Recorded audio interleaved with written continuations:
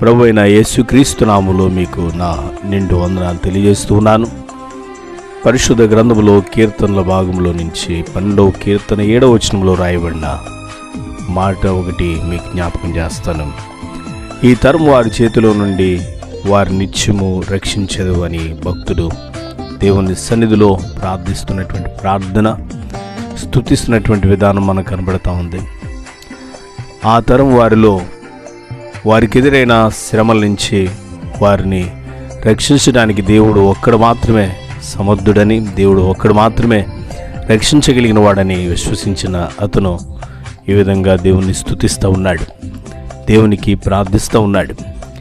నీవు నేను ఆరాధించు దేవుడు నిత్యము మనల్ని రక్షించడానికి శక్తిమంతుడు.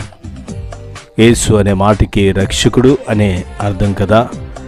యేసు అనే ఆ మాట, యేసు అనే నామం రక్షించే నామం.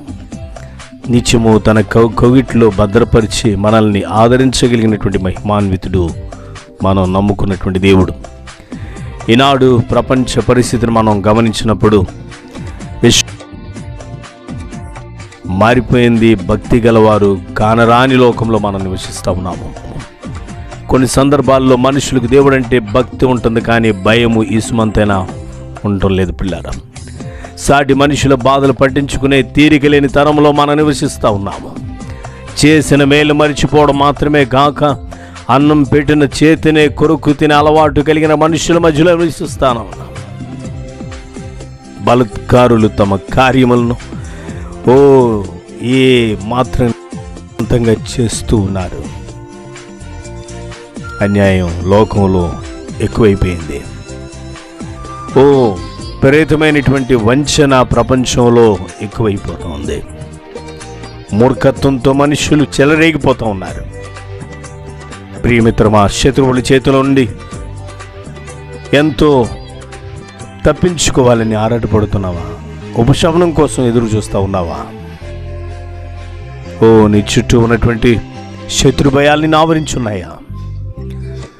ప్రేమించిన వారే బద్ధ శత్రువులుగా మారిపోతూ ఉన్నారా? ఇబ్బందులకు గురి చేస్తూ ఉన్నారా? యేసేపు జీవితంలో తన సొంత అన్నలే గోతిలోనికి త్రోసేశారు కదా. దావీదుకు తన కడుపును పుట్టిన వారే శత్రువులుగా మారి ప్రతికూల పరిస్థితుల్లో నెట్టేశారు కదా. ప్రియమిత్రమా, వాక్యం మనం పరిశీలన చేసినప్పుడు ఒకవేళ అలాంటి బాధను, అలాంటి వేదనని అనుభవిస్తూ ఉన్నావేమో, విడుదల కొరకు ఎదురు చూస్తూ ఉన్నావేమో, నెమ్మది కొరకు ఎదురు చూస్తూ ఉన్నావేమో, నిన్ను కాపాడువాడు కొనుకడు నిద్రపోడనే వాక్యాన్ని నీ హృదయంలో విశ్వసించు. శ్రమల్లో నుంచి విడిపించగలిగిన శక్తిమంతుడని నీ విశ్వసించు. ఆయన నీకున్నటువంటి ప్రతి విధమైన విపత్కరమైన పరిస్థితుల నుంచి విడిపించగలిగిన శక్తిమంతుడని విశ్వసించు. ఈ తరము వారి హృదయాలను దేవుడు మార్చాలని, ఈ తరము వారి హృదయాలు భయముతో భక్తితో జీవించాలని, భయముతో భక్తితో వారు హృదయాల్లో దేవుని భయం కలిగి ఉండాలని మనం ప్రార్థన చేద్దాం. మనసులు మారాలని ప్రార్థన చేద్దాం. వారి యొక్క దుష్టత్వాన్ని దేవుడు తొలగించి వేయాలని ప్రార్థన చేద్దాం. కఠినత్వాన్ని తొలగించాలని ప్రార్థన చేద్దాం. దేవుని ప్రేమ ఎంతో గొప్పది. ఆ ప్రేమను వారు గుర్తెరగాలి. ఆ ప్రేమ చేత వారు ఆకర్షించబడాలి. ఆ ప్రేమ చేత వారి హృదయాలు మార్పు చెందాలి. యేసుక్రీస్తు శిలువ సువార్తను వారి హృదయంలో విశ్వసించినట్లుగా ప్రార్థన చేద్దాం. మూర్ఖత్వం, కఠినత్వం తొలగిపోయినట్లుగా ప్రార్థన చేద్దాం. తలలో ఉంచుదాం, ప్రార్థన చేసుకుందాం. ప్రభువా, నీవు ఈ తరము వారి చేతుల నుండి రక్షించగలిగిన శక్తిమంతుడు తండ్రి. శత్రు భయాలను కోల్చవేయగలిగిన శక్తిమంతుడు అయ్యా. అద్భుతకరుడా, నీ ఘనమైన కార్యముల చేత మమ్మల్ని నడిపించుకొని కోరుతున్నాను. యేసేపు సొంత అన్నలే ఒకవేళ గోతిలో త్రోసేసిన, అమ్మివేసిన అయ్యా నాయన తండ్రి, ఒంటరితనంతో ఆవేదన పడ్డా, మొరపెట్టిన మొర నీవు అంగీకరించిన ఆయన తండ్రి. దేశం కాని దేశంలో అయ్యా తండ్రి నాయన ఉన్నతమైన స్థితిలో నిలబెట్టుకున్నారు. ప్రభువానికి స్తోత్రాలు.